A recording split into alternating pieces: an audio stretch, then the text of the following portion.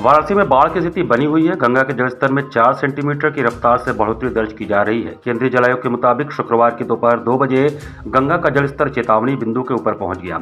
आयोग के रिकॉर्ड पर लगातार जिला प्रशासन नजर बनाए हुए है। आयोग के मुताबिक वाराणसी में चेतावनी बिंदु 70.262 मीटर है, जिसे गंगा ने पार कर दिया है। वाराणसी में खतरे का निशान 71.262 मीटर निर्धारित है। अधिकतम बिंदु अब तक वाराणसी में 73.901 मीटर रहा है। वर्तमान में गंगा का जलस्तर 4 सेंटीमीटर की रफ्तार से बढ़ रहा है। आयोग के अनुसार उत्तराखंड, बुंदेलखंड और मध्य प्रदेश में हुई भारी बारिश और यमुना नदी के जल प्रवाह के कारण गंगा का जलस्तर बढ़ रहा है। बीते सप्ताह तक जहां घाट की सीढ़ियां दिखाई देने लगी थीं, वहीं अब गंगा दोबारा घाटों और गलियों की ओर बढ़ने लगी हैं, जिससे मणिकर्णिका घाट और हरिश्चंद्र घाटों पर अंतिम संस्कार में कठिनाई बढ़ गई है। शीतला माता मंदिर में पुनः जल प्रवेश हो चुका है। ललिता घाट, दशाश्वमेध, मीर घाट, शीतला घाट, राजेंद्र प्रसाद घाट पर स्नान और वस्त्र परिवर्तन में परेशानी हो रही है। नगवा नाला में भी धीरे धीरे पानी प्रवेश कर रहा है।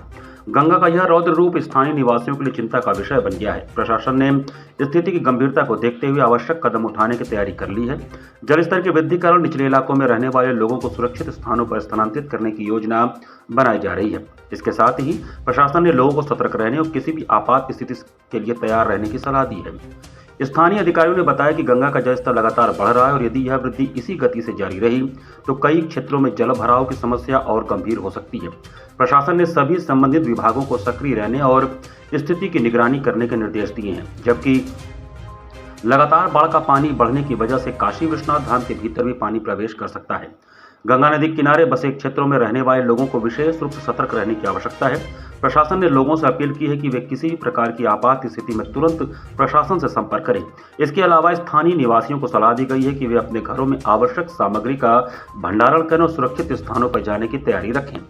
इस बीच मौसम विभाग ने भी आगामी दिनों में भारी बारिश की संभावना जताई है, जिससे जलस्तर में और वृद्धि हो सकती है। ऐसे में प्रशासन ने सभी नागरिकों से संयम बनाए रखने और बाढ़ के रुख पर नजर बनाए रखने की अपील की है। वाराणसी में गंगा का जलस्तर बढ़ने की इस स्थिति ने सभी को चिंतित कर दिया है। प्रशासन इस संकट से निपटने के लिए तत्पर है।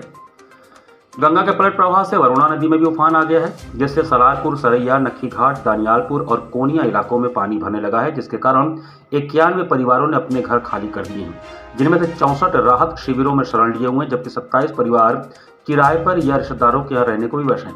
जिला प्रशासन ने विभिन्न स्कूलों में बनाए गए राहत शिविरों में 323 लोगों ने अस्थायी आश्रय लिया है, जिनमें प्राथमिक विद्यालय सलारपुर, प्राथमिक विद्यालय Saraiya, United public school Saraiya, city girls school बड़ी बाजार, चित्रकूट कॉन्वेंट स्कूल नक्खी घाट और नवोदय स्कूल दनियालपुर शामिल हैं। मंडलायुक्त एस राजलिंगम ने संबंधित विभागों के साथ बैठक कर राहत कार्य तेज करने का निर्देश दिया। बाढ़ राहत शिविरों की संख्या बढ़ाने और ऊंचे स्थानों की पहचान के निर्देश दिए गए हैं। पार्षदों को निर्देशित किया गया है कि वे अपने क्षेत्रों के सुरक्षित स्थलों की सूचना प्रशासन को दें।